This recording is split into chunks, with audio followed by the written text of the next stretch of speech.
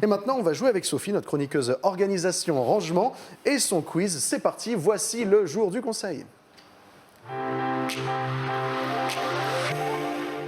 Et Sophie, tu nous fais consommer un peu mieux que ceux qu'on a l'habitude de faire. Bah oui, j'aime bien la période de la rentrée de septembre parce que c'est le moment où on peut reprendre des bonnes habitudes, en tout cas modifier un petit peu ses habitudes. On rentre de vacances, on est serein, reposé, on reprend le rythme de l'année et c'est le moment où on peut choisir de prendre des bonnes résolutions.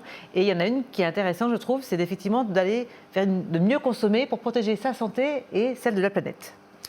Et pour ça, je propose des conseils pratiques. Tu vas nous interroger là. D'un quiz, exactement. Alors, nous sommes tout... Et je vais même te dire, je n'ai pas triché. J'ai écrit quiz Sophie, j'ai fait exprès de ne pas écrire de réponse. Je ne connais pas les réponses, je le jure. D'accord. Alors, première question. J'attends qu'elle s'affiche. Voilà. Que faire pour aller vers le zéro déchet? Donc, différentes propositions. La première, acheter en vrac et sans emballage. Faire du compost. Se passer des objets ou produits à usage unique ou inutile. Et manger au fast-food sur place plutôt qu'à emporter.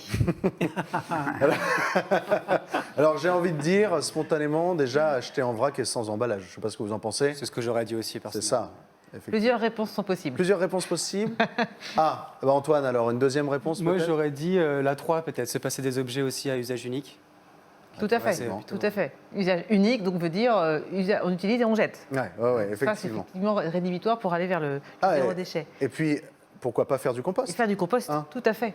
Voilà. Par contre, pas manger au fast-food, ça, je pense que c'est pas... Non, et effectivement, j'avais pensé à ça. si on mange sur place, on laisse les déchets sur place. Donc chez soi, on a moins de déchets, mais voilà. Ou en cas d'urgence. Hein. Oui, c'est ça. C'est vraiment avec parcimonie. Très bien. Très bien. Une deuxième On peut manger question. des déchets au fast-food. Bon, enfin, Une deuxième question, Sophie. Alors, du coup, on va se concentrer sur l'achat en vrac. Donc, quels sont les intérêts de l'achat en vrac?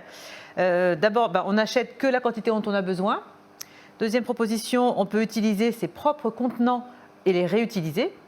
Troisièmement, on réduit la quantité d'emballage jetable.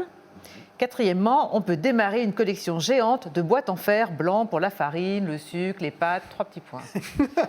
Alors, j'ai presque envie de dire tout, mais, mais j'ai un doute sur une. Oui, moi, je pense que c'est chouette une collection de boîtes. Attention, hein. Si c'est des belles boîtes de collection, c'est très joli. Oui. Je ne suis pas sûr que ce soit la meilleure chose à faire. C'est-à-dire le mot géant, voilà, Ouais, laisse c'est un ça, petit hein, peu le ouais. côté accumulation de boîtes, effectivement, se mettre à en acheter partout, toutes les brocantes qu'on trouve, parce que tout à coup, c'est sympa. Non, voilà, restons raisonnables. Si j'ai besoin d'une boîte pour y mettre mes pâtes que je vais acheter en vrac, En fonction des très besoins, bien. en fait. C'est toujours pareil, voilà, en fonction des besoins. Pourquoi pas, c'est joli, ça donne de la place dans sa cuisine. Mais revenons à l'essentiel, c'est surtout qu'on peut vraiment acheter la quantité dont on a besoin. On n'est pas imposé par des paquets de 500 grammes ou d'1 kilo. Si on veut 350, on n'achète que 350. Ouais, moins de gâchis. Moins de gâchis, et puis sur le budget, voilà, ça Ah bah se oui, ressent. et meilleur budget. On y va avec ses propres contenants et on y retourne avec ses propres contenants. Alors quand on arrive chez soi, on peut transvaser et puis on a des contenants pour l'achat, donc pas de déchets. Et puis voilà, et on réduit la quantité des emballages jetables puisque ce n'est que du vrac. Troisième question. Très bien. Est-ce que le compost... le compost est réservé aux personnes qui ont une maison et un jardin, oui ou non? Enfin, vrai ou faux?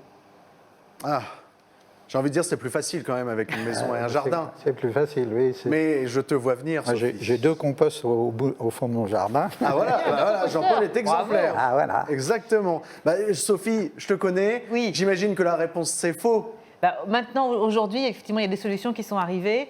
Au pied des immeubles, maintenant, on trouve des composteurs collectifs où voilà, on explique aux habitants comment descendre leurs déchets et comment créer ce compost qu'ils utiliseront après pour enrichir la terre de leur jardinière. En appartement, on peut prendre un lombricomposteur. J'ai déjà vu ça. Ça se développe bien et c'est vraiment sympa et ça ne sent rien. C'est très gentil. Oui, et puis ça n'a pas d'odeur. Et quand c'est vraiment une bonne source aussi d'engrais pour ces plantations. Et puis on peut aussi, si on est en appartement, avoir un jardin ouvrier. Il y en a beaucoup autour de la ville de Tours. Et puis on peut avoir un composteur dans son jardin ouvrier. Merci beaucoup, Sophie, pour ce quiz. On aurait eu encore plein de questions à te poser. Le sujet est... Mais Sophie reviendra et pourquoi pas reparler du zéro déchet. Et de la consommation responsable. Oui, c'est ça, pas de gâchis, voilà, consommation plus responsable. Merci Sophie. Pour faire appel à tes talents, à tes conseils, il y a le site internet ordolis.fr avec un Y, ordolis.fr. On te retrouve sur Facebook, on te retrouve sur LinkedIn, on te retrouve sur YouTube. Oui. Si on veut faire appel à toi, voilà, ordolis.fr. Merci beaucoup Sophie. Merci Lucas.